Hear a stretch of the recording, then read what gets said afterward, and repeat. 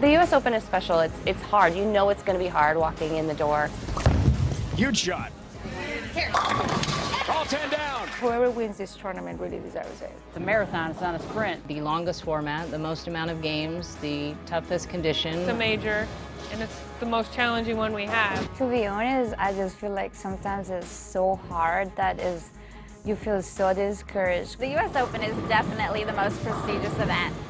It's the longest format, and the lanes are always very difficult. The best bowler is going to win this tournament.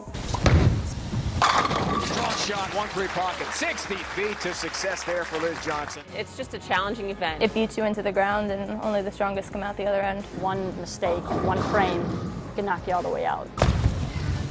Shoot it, shoot it! Around the 10, open frame. In this event, the cream definitely rises to the top.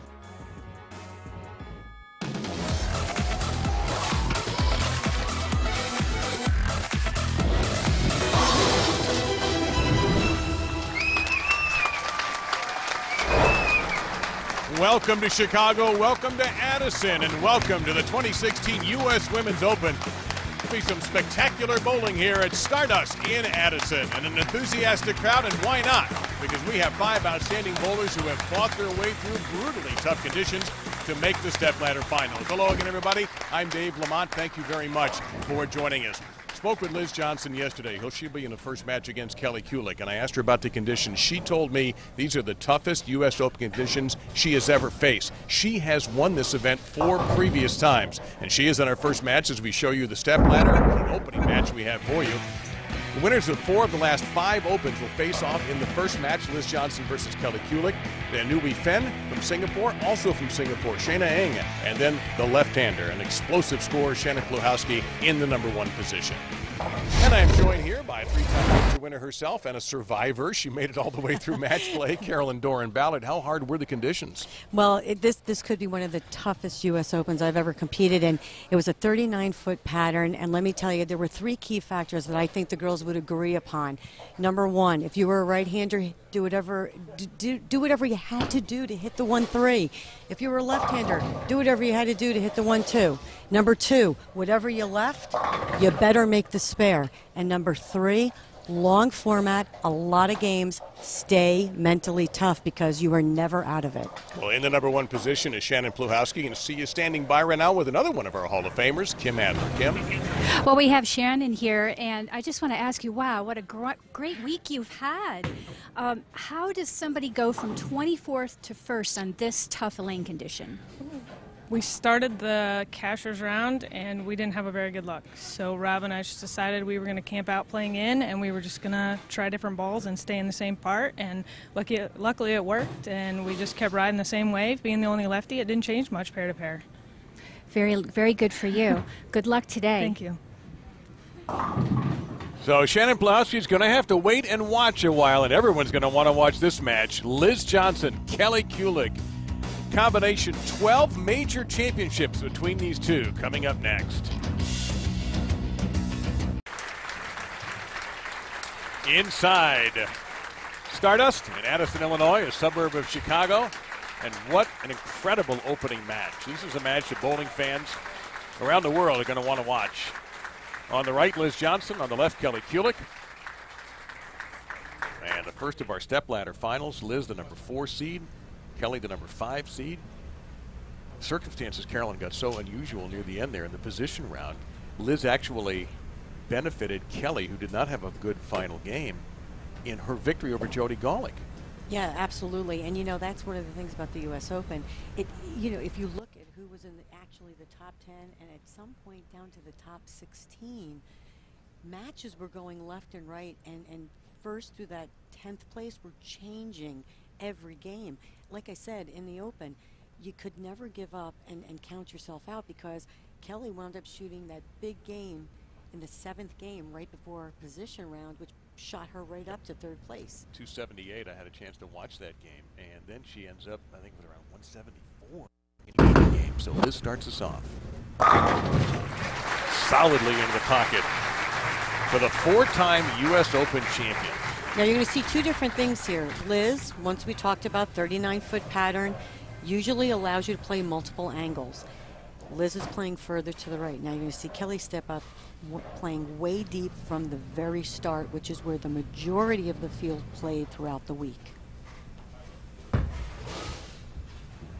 And through the nose, and Kelly's got early problems. She is a 3-time U.S. Open champion, the last of those victories in 2012. And Liz, of course, is the defending champion. And this is what I'm going to say numerous times throughout this show. Looks like a great shot. Kelly's ball during the practice shots was coming in just a little bit light. She softened up on it a little bit, went a little high. But here is the trait of the pattern. You saw this a lot. That split right there, you saw that a lot on good shots. Because right now, the lanes haven't tamed down enough. Hey, they only had a few minutes of practice. There's only 5 girls on the pair. It's probably going to take just a little bit for this transition to take place. And from there, Kelly will make her adjustment. She was working on her bowling balls about an hour before we started and trying to get them. It was interesting. She was telling me that she wanted a more aggressive ball, but yet it would finish more passively. Absolutely. Surface, ball speed was so crucial this week. Yeah, also through the nose, but she gets a trip on the 4 and the 9. Let's take a look at our USBC Future for the Sport lane pattern. It's simple. This pattern, 39 feet. Again, I said anything between 39 and 41 feet usually allows for multiple angles. You can see so much in the front part of this pattern. It's flat. That's why the lanes got so tough. As that oil carried down and the girls were playing different parts of the lane, the oil was going everywhere. That's why spares were so crucial. And Liz 10 straight back for the second straight frame.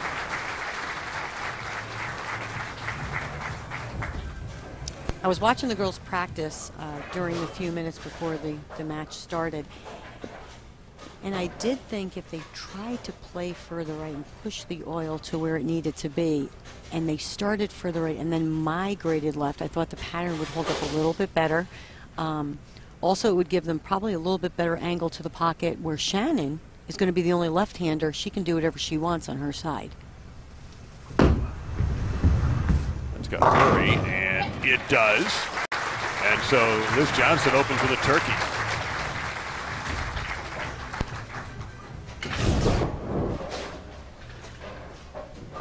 Liz playing, getting the ball out to about 6-7.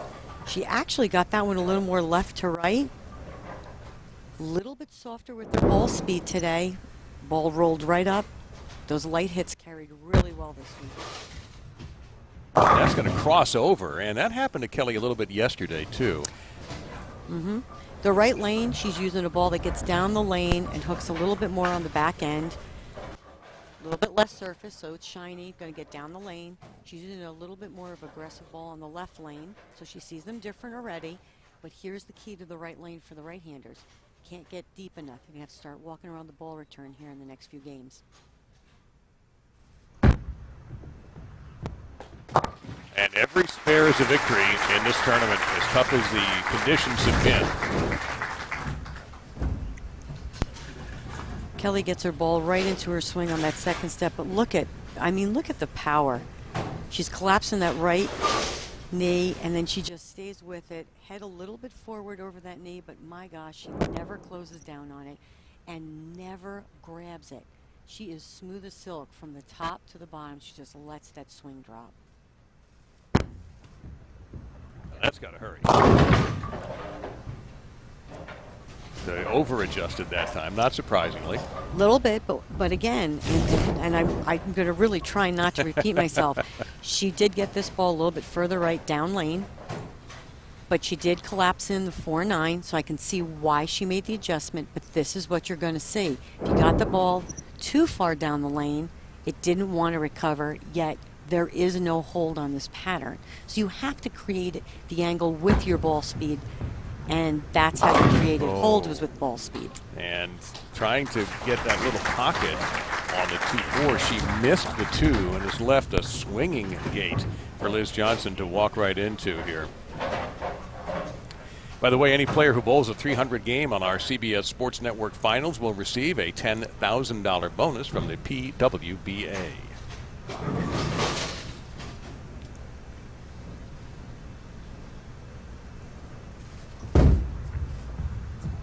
And Liz Liz 4 for 4. But if there's anybody you don't want to let in your kitchen with a mistake is Liz. No, and this is amazing. This is what makes Liz one of the greatest. She plays a condition to her strength. Watch here. Again, her last shot was a little more left to right. This one, definitely more in front of her. Straight up 6-7. A little bit more ball speed, a little softer on the left lane. Here's the key to Liz. Last night, her last 4 games, she was irritated. She shot 180, 180, 180, 180 her first 4 games. She jumped right, bombed them, and got her way to the show. That one's not going to make the mix, and so her strike streak will stop. But a good start for Liz. And again, you can string 3-4 together. That's an outstanding effort here at this pattern, in addition to the fact that it's such an important tournament on the calendar, the 3rd of 4 majors this year for the ladies. Liz, a 7-time major champion, 4-time U.S. Open champion. Kelly, 5 majors.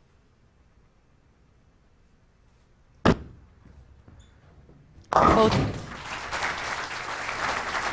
And not only do I have a Hall of Famer next to me, I have a Hall of Famer as our sideline reporter, Kim Adler. Kim. Well, I've just been watching and listening, and the temperature in here, I just wanted to make a mention of that. All week is very, very warm in the bowling center, and this will help a lot with the lane condition transitions. It's a lot cooler in here, even with the TV lights, and I wonder how that'll make a difference for the players.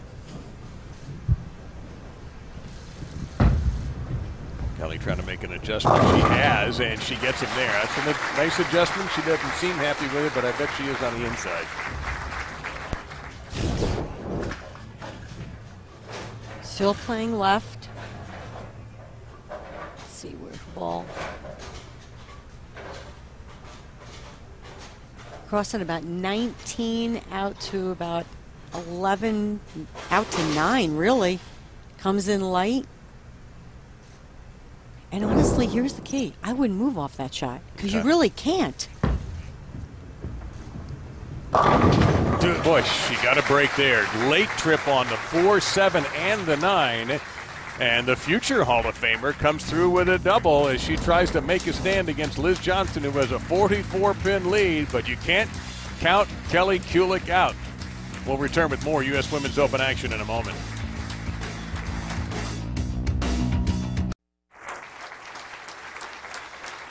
So there is the situation. Liz Johnson with a front 4 and then converted a 1-2-4. In the 5th, there's Chad Murphy, Executive Director of the United States Bowling Congress. On hand here, of course. He always gets good seats, Chad. Yeah. He does. He should have a good seat. He was very instrumental in bringing back the PWBA. So here's Liz working on a spare.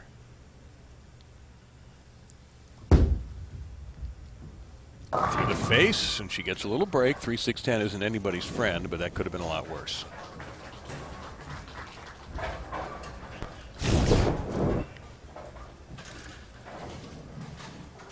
Liz playing much further right, sliding about, from here I can see maybe about 15. She missed a little left on that. Like we said, it didn't matter if we were playing in or out. There was no hold, so you still had to execute. And you talked about this in the Open. Frames, these matches can turn on a single shot that doesn't go your way. Liz with a surprising error there, chopping off the 3, and all of a sudden Kelly started this down 44. She's now down 29 and working a double. Well, it's amazing because really, Liz and Kelly, 2 of the greatest by far for women's bowling. And number 2, they are the best spare shooters. So you don't see that often out of Liz or Kelly. Let's see how she bounces back. Oh, wrap around 10. That was a fantastic roll by Liz. Great shot, a little bit more direct. Increased her ball speed just a little bit, keeping it more in front of her. High flush, pin wraps right around the 10. Good shot.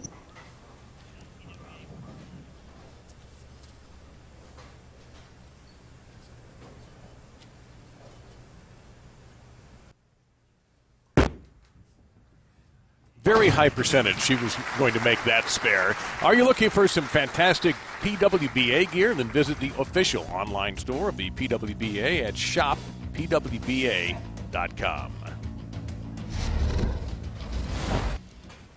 So Kelly Kulik, there's a little chance here for Kelly. Kelly changed balls. The ball she was using on the left lane, she is now also using on the right lane. It's not going to hurry back fast enough. You could hear right away she groaned as soon as that left her hand. No, and she said during the commercial break, she looked up at me and she said, "Straighter looks better, Carolyn." I said, well, maybe a little bit. Way left, and I can't tell from here. She could be sliding 42, 44. She got that one way right down lane. Like we said, even earlier in the game, if you got it too far to the right, it just never recovered, yet there is no hold. So, you know, your first shot just was so critical. So your point was she should stick with the shot that brought her a strike a few frames ago. Did she there? Here's the thing. You know, I know it didn't look like a good shot, but on this type of condition, she could have executed the way she wanted to. It's just the lanes continued to change. The shot was so touchy. Now that one, unfortunately, you could hear out of her mouth. Yep. She really didn't like it.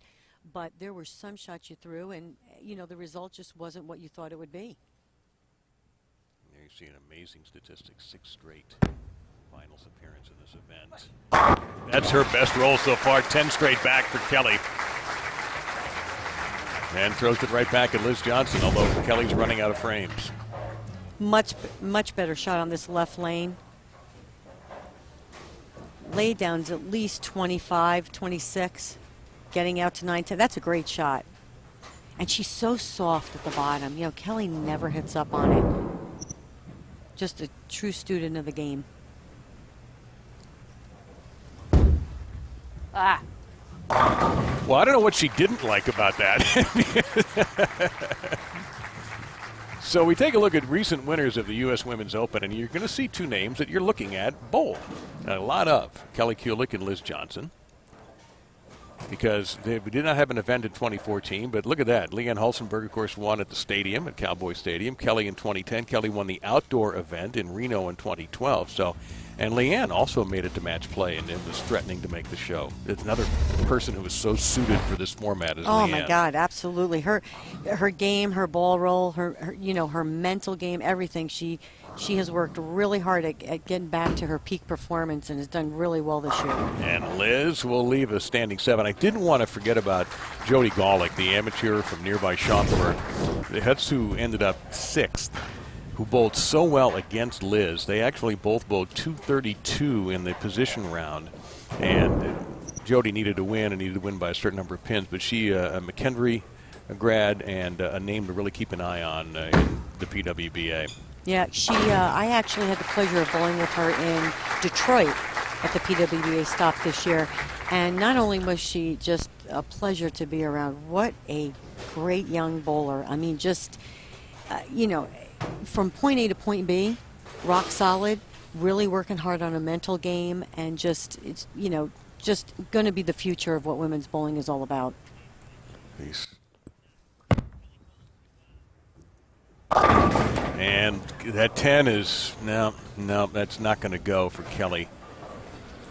And her max 210 just shrunk. Yeah, you can hear say, the more left I go, and then we should fade it out on us there. Which is, once again, she did like this shot. She moved again, didn't get it as far right, and just went a little bit high and left the 4-7-10. And once again, one of the splits you saw constantly this week at the Open.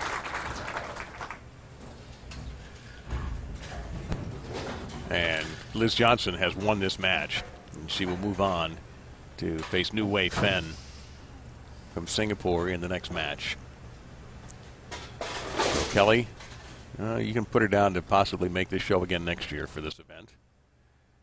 And I'd like to give a shout out to Kelly's mom, and I still call her Mrs. Kulick, so she'll get mad at me when she sees me, that's for sure. But I'd like to give a shout out to Kelly's mom. Hope she's feeling a little better. Okay. She's going through some health issues, but we want her to know that we're all thinking about her and sending our prayers, and her daughter's doing a great job out here for women's bowling. Absolutely. She's not only a tremendous player, but a tremendous spokesman for the game. A lot more than the right. Somebody, she likes the left a lot more than the right. Somebody who is always at the forefront, promoting the sport all around the globe. Key factor there to what Kelly just said, left lane for the right-handers, you have plenty of lane. You have plenty of approach to move. You can continue to move left.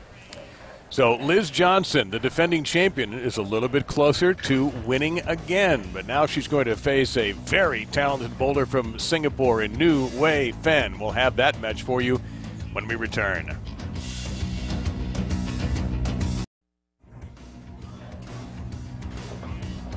So Liz Johnson moves on the stepladder and moves up another rung as she defeats Kelly Kulick 207 to 168. Liz steady, just the one mistake in the 6th frame and it ended up not costing her.